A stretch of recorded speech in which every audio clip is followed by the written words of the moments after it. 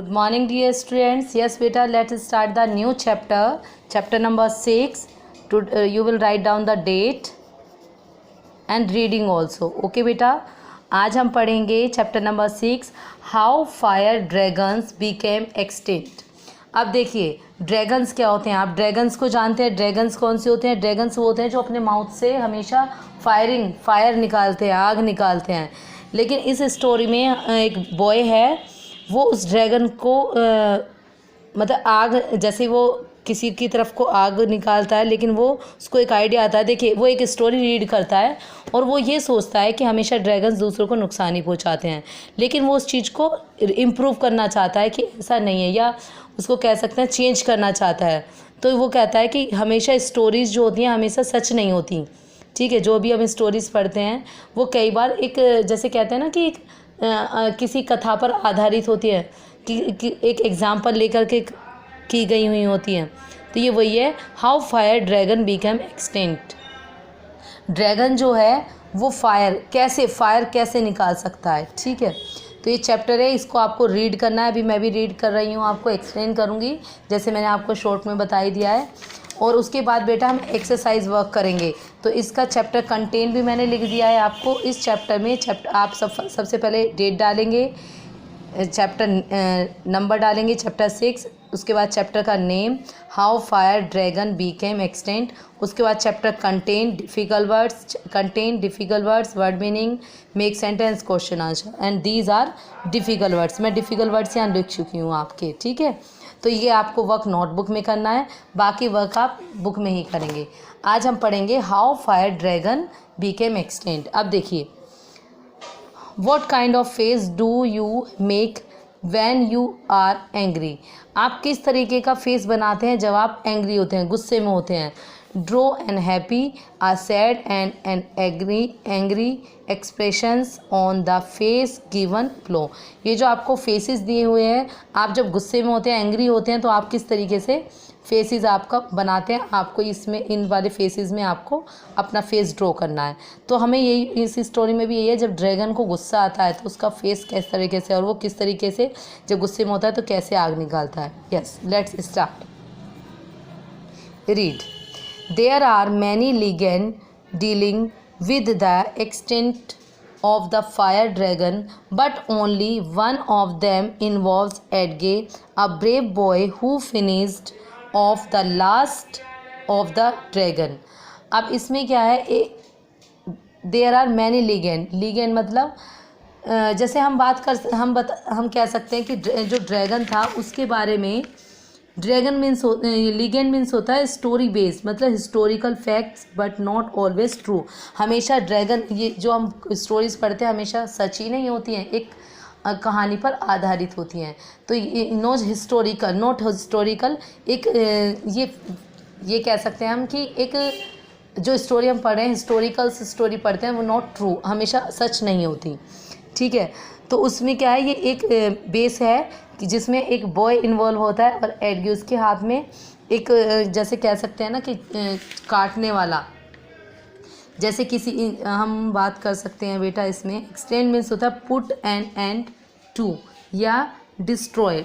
इसका मतलब होता है डिस्ट्रॉय मतलब होता है कि जैसे हम किसी को ख़त्म करना चाह रहे हैं।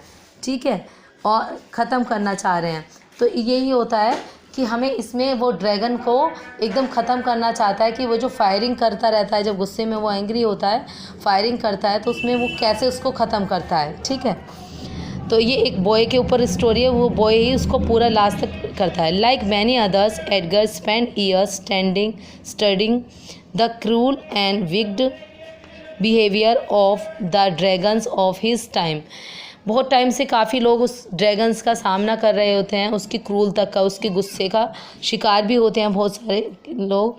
How ever his on particular consolation were unique and unusual. He proclaimed that dragon lived in a constant state of anger which created the fire that came from their mouths. और वो जब भी ड्रैगन वहाँ पर आता है वो अपने मुंह से फायर निकालता है। जैसे मैंने अभी आपको बताया कि एक दिन वो स्टोरी पढ़ रहा होता है, सोच रहा होता है, इमेजिन कर रहा होता है अभी वो इमेजिन कर रहा है, वो एक स्टोरी पढ़ रहा है, उसको इमेजिन कर रहा है कि एक ड्रैगन आया है और वो अपने मुंह से जो उसका माउथ होता है उससे वो फायरिंग कर रहा है, ठीक है।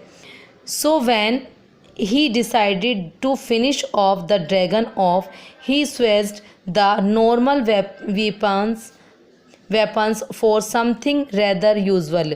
वो जब उस एक बार वो डिसाइड करता है कि मुझे इसको फिनिश करना है, कैसे फिनिश करना है, उसके लिए वो अपने आइडियाज़, अपने अनयूज मतलब अपने उसको रेडी करता है। a joke and a cart full of ice cream and fruits. वो सोचता है कि जैसे ही वो अपने मुंह से आग निकालेगा, मैं उसको आइसक्रीम, उसको जोक सुनाऊंगा, उसको आइसक्रीम दूंगा, उसको कार्ट्स मतलब खाने पीने के सामान उसको दूंगा। When the first dragon came to eat him, Edgar shouting his joke at it. It was such a good joke that even the dragon had to laugh। जैसी वो आग निकालने के लिए तैयार होता है, तभी वो क्या करता है, उसकी तरफ आइस को फेंकता है, जिससे वो आइस उसके मुंह के अंदर चले जाए और वो क्या एडगी कोई भी छुरी या चाकू अपने हाथ में रखे, जिससे वो उसको काट सके या उसका सामना कर सके। जैसे ड्रैगन हंसने की जैसे वो सोचता है, जैसे ड्रैगन हंसेगा तो मैं इस तरीके का करूँगा।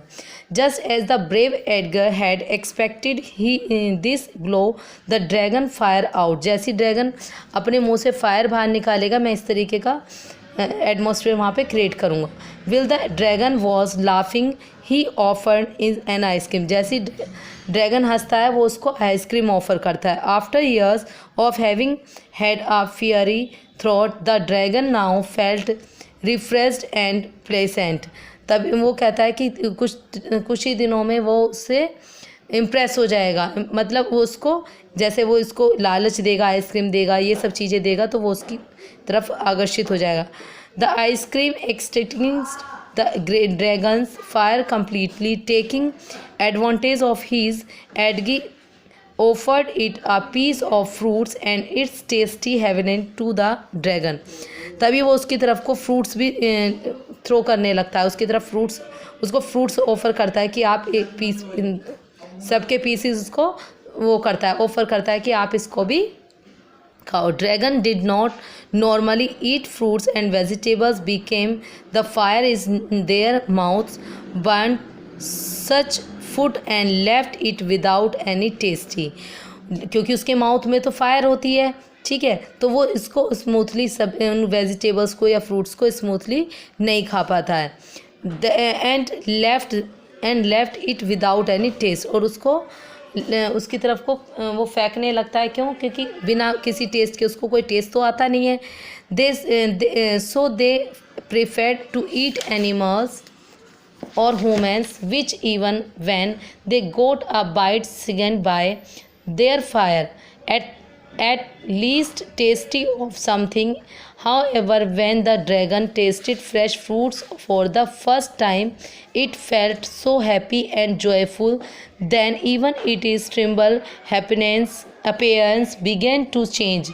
It had looked so bad because of its effort diet, but only after a few days of his new healthier life, then dragon disappeared one night। All that remained of it was a beautiful glowing one shining in the night।